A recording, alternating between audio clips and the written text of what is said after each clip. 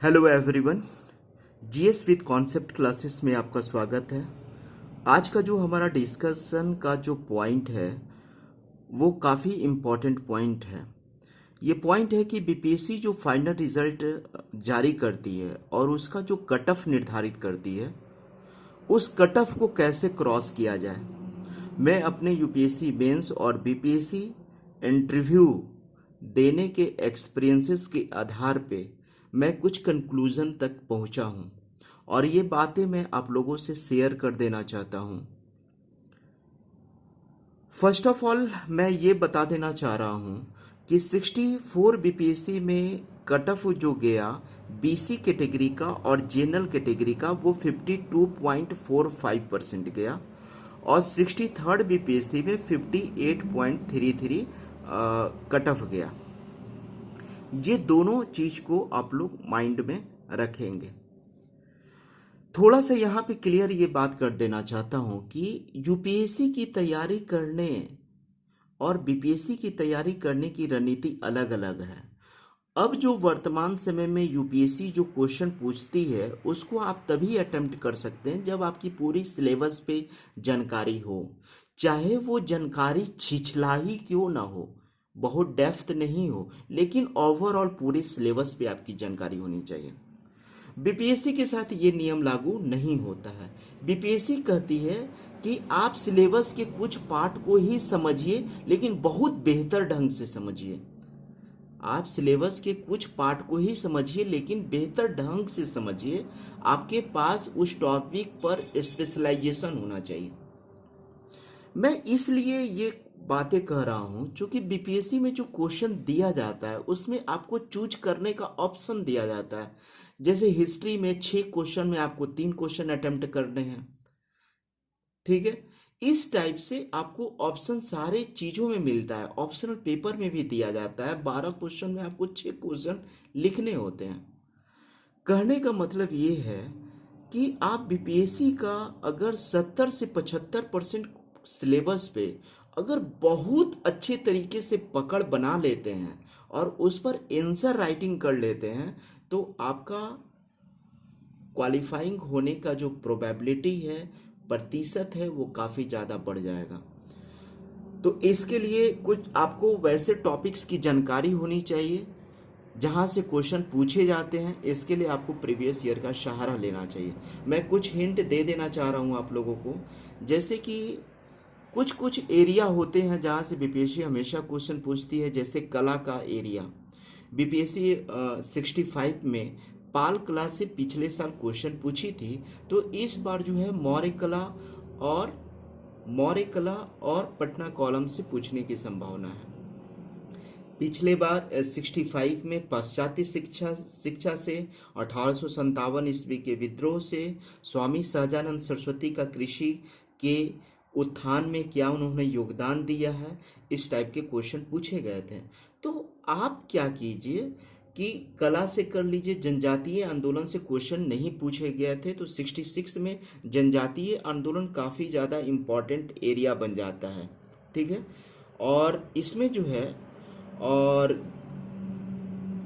जनजातीय आंदोलन के पश्चात आप जो है जो भारत का जो स्वतंत्रता आंदोलन है वहाँ से एरिया को टोटल कर लेना है। ये आपको 1900 से लेकर के 1947 तक, 1900 से लेकर के 1947 तक इंडिया में जितने भी स्वतंत्रता आंदोलन हुए वो टोटल का टोटल आपको कवर कर लेना है। ये बीपीएससी का काफ़ी ज़्यादा इम्पॉर्टेंट एरिया हो जाता है। तो मैंने आपको 3 एरिया बताया। एक कला से रिलेटेड एरिया को हमने बताया, दूसरा हमने स्वतंत्रता संग्राम, और तीसरा जो एरिया है वो व्यक्तित्व के आधार पे एरिया, पर्सनालिटी बेस्ड क्वेश्चन पूछती है। इसमें या तो आपसे गांधी पूछ लिया जाए, या तो आपसे नेहरू पूछ लिया जाए, या तो आपसे टैगोर पूछ लिया जाए। और उसके पश्चात जो है एक जनजातीय आंदोलन कर लीजिए, जनजातीय आंदोलन कर लीजिए, ठीक है। तो आपका ये 4 सेगमेंट में आप क्वेश्चन को पकड़ लेंगे, ओके। करंट इशू में जहाँ तक मैं बोलूँ तो करंट इशू में कुछ कुछ इशू ऐसे होते हैं जो राष्ट्रीय इशू से ज़्यादा इम्पोर्टेंट अंतर्राष्ट्रीय मुद्दे हो जाते हैं, तो वैसे एरिया पे कवर करना है। जैसे कि 65 में कोविड-19 का सोशल इकोनॉमिक इफेक्ट पूछा था, जो कि मैंने गेस किया था, क्वेश्चन डायरेक्ट टच किया था। अंतर्राष्ट्रीय प्रवासन वाला जो क्वेश्चन था उसको भी मैंने गेस किया था, वो डायरेक्ट क्वेश्चन टच किया था। वो मेरे अभी यूट्यूब चैनल पर भी है, जो मैंने 64 बीपीएससी के लिए मैंने, सॉरी 65 बीपीएससी के लिए मैंने गेस किया था। ओके, तो आप जो है इसमें कुछ कुछ एरिया को आप सिलेक्ट कर लीजिए। जैसे कि इस बार के लिए राष्ट्रीय मुद्दे क्या क्या इम्पोर्टेंट हो सकते हैं। राष्ट्रीय मुद्दे में आप जो है कोविड 19 इस बार फिर से इम्पॉर्टेंट हो जाता है। कोविड 19 का ग्लोबलाइजेशन पे क्या इफेक्ट पड़ा है ना, ग्लोबलाइजेशन पे क्या इफेक्ट पड़ा, इस टाइप से क्वेश्चन आपसे पूछा जा सकता है। फिर जो है आप जो है जो कोविड से रिलेटेड जो मेडिसिन आई थी उसके लिए पॉलिसी क्या रही है, मेडिसिन जो आई थी कोविड 19 के लिए उसका विदेश नीति क्या रहा है, उसकी फॉरेन पॉलिसी क्या रही है, इस चीज़ को आप देख सकते हैं। यहाँ पर आप WHO को भी देख सकते हैं, ठीक है, जो और भी अंतर्राष्ट्रीय संगठन हैं और उन्होंने जो भी रिपोर्ट जारी किया है, इंडेक्स या रिपोर्ट जारी किया है, आप उस चीज़ को आप देख सकते हैं। ओके, जैसे कि पिछले बार वर्ल्ड हैप्पीनेस इंडेक्स पे क्वेश्चन पूछा गया था, इस बार के लिए मुझे लगता है इम्पोर्टेंट ये वर्ल्ड मोबिलिटी इंडेक्स पे क्वेश्चन पूछा जाए। विश्व सामाजिक गतिशीलता सूचकांक 2020 पे क्वेश्चन पूछा जाए। आपको डेमोक्रेटिक इंडेक्स पे भी क्वेश्चन पूछा जा सकता है, वर्ल्ड डेमोक्रेटिक इंडेक्स पर भी क्वेश्चन पूछा जा सकता है, ठीक है। इस टाइप से आप एरिया को सिलेक्ट करेंगे तो आपका आंसर अच्छा हो जाएगा, ठीक है। इस बार फॉरेन पॉलिसी को, भारत की विदेश नीति को अच्छा से कर लेना है, ठीक है। क्वाड को कर लेना है आप लोगों को, ठीक है, क्वाड की क्या प्रासंगिकता रही है, और जो भारत के जो इर्द गिर्द जो पड़ोसी देश हैं, ठीक है, पड़ोसी नेबरहुड जो कंट्रीज हैं, उनके साथ इंडिया का क्या स्टैंड रहा, ठीक है, उस चीज को कर लेना है। और डेवलप्ड कंट्री के साथ इंडिया का क्या स्टैंड रहा, उस चीज को कर लेना है, ठीक है। इतने सारे एरिया को कवर करेंगे तो आपका हो जाएगा। स्टैटिक्स में अगर आप अगर आप प्रीवियस ईयर के क्वेश्चन को अगर आप टच करते हैं, ओनली वन प्रीवियस ईयर के क्वेश्चन को, ठीक है, प्रीवियस ईयर के क्वेश्चन को अगर आप सॉल्व करते हैं तो आपका इसमें पकड़ अच्छी हो जाएगी। इसलिए मैं प्रीवियस ईयर बोल रहा हूँ, क्योंकि बीपीएससी जो है क्वेश्चन को रिपीट करती है, केवल उसका डेटा को चेंज कर देती है, बाकी जो है क्वेश्चन वही रहता है। तो मैंने जनरल पेपर फर्स्ट में बता दिया। अगर मैं ओवरऑल जनरल पेपर फर्स्ट की बात करूं तो इसमें आप अप्रॉक्स 16 क्वेश्चन, और इसमें अगर आप 20 से 25 क्वेश्चन करते हैं, यानी टोटल नंबर ऑफ क्वेश्चन कितना हो गया 16, और लगभग 20 से 25 में 25 लेता हूं तो ये हो गया 41 क्वेश्चन। यानी अगर आप 40 क्वेश्चन अगर आप approx paper GS paper first में कर लेते हैं तो आपका काफ़ी अच्छी तैयारी हो जाएगी जनरल पेपर फर्स्ट का। ओके, उसके पश्चात अगर मैं सेकंड पेपर की बात करूं तो सेकंड पेपर में फर्स्ट में मैं बता दूं कि जो बीपीएससी 65 मेंस था उसमें आप लोगों से फंडामेंटल राइट का क्वेश्चन पूछा गया, भारतीय संसद से क्वेश्चन पूछा गया था, दलीय व्यवस्था से क्वेश्चन पूछा गया। तो इन सारे एरिया को छोड़ देना है। बीपीएससी का जो पॉलिटी का जो इम्पोर्टेंट जो एरिया है वो है प्रीएम्बल, प्रस्तावना है, ठीक है। सेकंड जो आ जाता है वो डीपीएसपी आ जाता है, ठीक है, डीपीएसपी आ जाता है। थर्ड जो है आप इलेक्शन रिफॉर्म को आप पढ़ सकते हैं, इलेक्शन रिफॉर्म्स को आप देख सकते हैं, ठीक है। उसी तरह आप जो है यहाँ पे भारतीय संसद का गिरता हुआ स्तर, राज्यसभा की प्रासंगिकता, ठीक है, राज्यसभा की प्रासंगिकता, और फिर जो है आप लोग राज्यपाल को आप देख सकते हैं, गवर्नर को आप देख सकते हैं, ठीक है। आप मुख्यमंत्री को भी आप देख सकते हैं, मुख्यमंत्री को भी देख सकते हैं। आप जो है कॉलेजियम व्यवस्था को भी आप देख सकते हैं, ठीक है। कॉलेजियम व्यवस्था में क्या क्या सुधार करने की जरूरत है, कॉलेजियम व्यवस्था को भी आप देख सकते हैं, ठीक है। चुनाव सुधार को मैंने गेस कर ही दिया। इसमें जो है आप और भी एरिया को आप ले सकते हैं, जैसे कि इस बार के लिए जो सबसे इम्पोर्टेंट एरिया है, केंद्र एवं राज्य संबंध। कोविड-19 पीरियड में केंद्र राज्य संबंध कैसे इफेक्टेड हुए, इसी को हम लोग कहते हैं संघवाद भी आप देख सकते हैं, इसी से रिलेटेड है, जिसको हम लोग इंग्लिश में फेडरलिज्म कहते हैं, ठीक है, फेडरलिज्म। तो ये सारे इंपॉर्टेंट एरिया है, मैंने कुछ कुछ इंपॉर्टेंट एरिया को बता दिया है। मैंने कुछ इस पे वीडियो भी बनाया है, आप लोग मेरे सर्च करेंगे यूट्यूब पर तो आप लोग इस पर वीडियो मैंने बनाया है, कुछ और भी बनाऊंगा।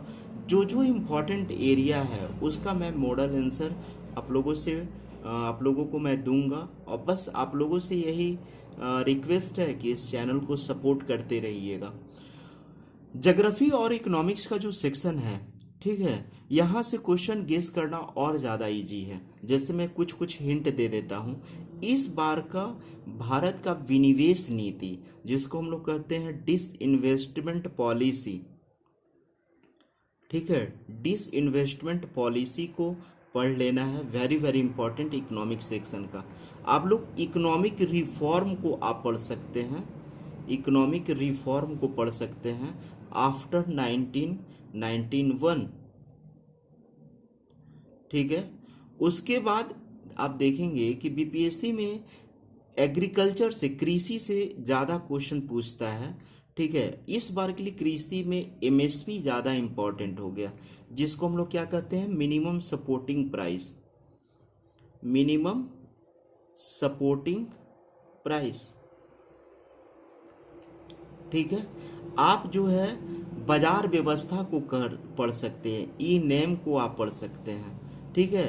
आप यहाँ की कृषि वित्त शाख के बारे में पढ़ सकते हैं, वित्त शाख की कृषि में कैसे वित्त को प्रोवाइड किया जाए।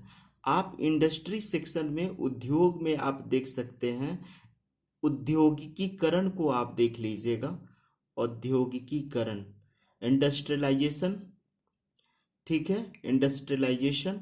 इसी में जो है औद्योगिक कॉरिडोर को आप लोगों को देख लेना है, औद्योगिक कॉरिडोर को देख लेना है।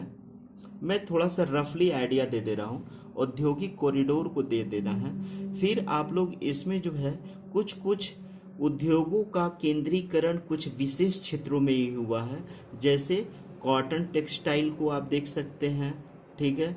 फिर आप जो है आयरन स्टील कंपनी को देख सकते हैं। भारत के लिए जो गन्ना वाला जो क्वेश्चन है ना, शुगर केन का, शुगर मिल है ना, चीनी उद्योग, ये बहुत ही फेवरेट क्वेश्चन है, ज्योग्राफी ऑप्शनल में भी का भी फेवरेट क्वेश्चन है कि चीनी उद्योगों का केंद्रीकरण जो है किस किस फैक्टर पे डिपेंड करता है, और चीनी उद्योग अब जो है साउथ इंडिया की तरफ क्यों शिफ्ट कर रहे हैं, इस पे क्वेश्चन पूछा जाता है।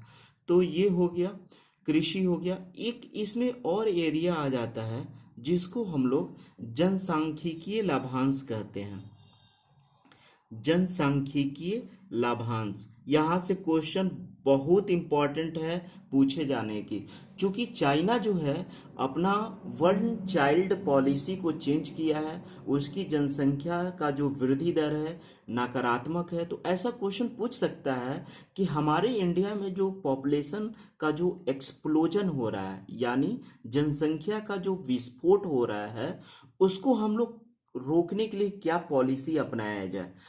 क्या हम वर्ल्ड में सबसे ज़्यादा आबादी वाले कंट्री बनने की कगार पे हैं, कुछ उसकी क्या प्रॉफिट है, क्या लॉस है, ऐसा क्वेश्चन पूछा जा सकता है। तो आप इस एरिया को कवर करेंगे। फिर आप इसमें बाढ़ और सूखा वाला जो रीजन है, बाढ़ एवं सूखा, ये काफ़ी ज़्यादा इम्पोर्टेंट हो जाता है बीपीएससी के लिए। बिहार के भी संदर्भ में पूछा जा सकता है, ओवरऑल के संदर्भ में भी पूछा जा सकता है। नेक्स्ट आपको आपदा प्रबंधन से रिलेटेड, आपदा प्रबंधन जिसमें इस बार जो साइक्लोन वगैरह जो आए हैं उस टाइप से रिलेटेड आपको पढ़ लेने की जरूरत है। ठीक है। आप साइंस टेक में क्या करेंगे, साइंस टेक की अगर मैं बात करूं तो साइंस टेक में आप ऊर्जा चैप्टर को, एनर्जी चैप्टर को आप जरूर पढ़ेंगे। यहाँ से बीपीएससी हमेशा अल्टरनेट क्वेश्चन पूछती है, नवीकरणीय ऊर्जा, अनवीकरणीय ऊर्जा, परमाणु ऊर्जा, नाभिकीय ऊर्जा, इस टाइप से क्वेश्चन पूछती है। फिर उसके बाद जो है अंतरिक्ष प्रौद्योगिकी, बहुत ही इंपॉर्टेंट सेक्शन है। स्पेस टेक्नोलॉजी, यहाँ से एक क्वेश्चन डेफिनेटली बीपीएससी पूछती है। एनर्जी से भी एक क्वेश्चन जरूर पूछा जाता है, और आपको तो इसमें 2 ही क्वेश्चन लिखने होते हैं। आप एक कर लीजिएगा कृषि प्रौद्योगिकी, कृषि प्रौद्योगिकी। ठीक है। इसमें क्या करना है, आपको फूड प्रोसेसिंग, खाद्य प्रसंस्करण इत्यादि पढ़ लेना है। ठीक है। खाद्य प्रसंस्करण पढ़ लेना है, ट्रांसजेनिक फसल का गुण अवगुण पढ़ लेना है। ठीक है। फिर उसके बाद जो है एग्रीकल्चर को कैसे जो है वाणिज्यिकरण किया जा रहा है, कॉमर्शलाइजेशन किया जा रहा है, इस चीज़ को पढ़ लेना है। ठीक है। अगर आपको टाइम मिले तो आप रक्षा प्रौद्योगिकी को पढ़ लीजिए। ठीक है। डिफेंस टेक्नोलॉजी और डीआरडीओ का क्या कंट्रीब्यूशन रहा है, इस चीज़ को पढ़ लीजिए। और एक जो सबसे जो इम्पोर्टेंट चीज़ है वो ओवरऑल पढ़ लीजिएगा आप, कि साइंस टेक का हेल्थ के सेक्टर में क्या यूज है। साइंस टेक का एप्लीकेशन पढ़िएगा हेल्थ के सेक्टर में, एजुकेशन के सेक्टर में, शिक्षा के क्षेत्र में। फिर आप कर सकते हैं इसको रोजगार के क्षेत्र में, एम्प्लॉयमेंट के क्षेत्र में आप देख सकते हैं। फिर आप देख लेंगे सुरक्षा की दृष्टि से। फिर आप लेंगे इसमें जो है आपदा के प्रबंधन में, आपदा के प्रबंधन में, आपदा प्रबंधन में, है ना, डिजास्टर मैनेजमेंट में इसका कैसे कैसे यूज किया जा सकता है। फिर आप इसका यूज आप देख सकते हैं। ठीक है। हेल्थ हो गया, एजुकेशन, रोजगार, सुरक्षा, आपदा प्रबंधन में। इसमें और एक एरिया आपका आ जाता है साइंस टेक का यूज जो है, आप डिफरेंट डिफरेंट एरिया में जो भी इसका एप्लीकेशन होगा, गरीबी को रिमूव करने में भी आप इसको देख सकते हैं। पॉवर्टी रिमूव में भी आप साइंस टेक का कैसे यूज कर सकते हैं, है ना। भूखमरी में आप कैसे कर सकते हैं, आप इसका एप्लीकेशन थोड़ा साइंटिफिक पॉइंट ऑफ व्यू से पढ़ लीजिएगा। तो मैंने ओवरऑल बताया कि इतने एरिया को अगर आप कवर करते हैं, जिस एरिया को मैंने आप लोगों को बताया है, ठीक है, तो आपका लगभग जो है आप सारे क्वेश्चन को बहुत ही अच्छे अटेम्प्ट से कर लेंगे।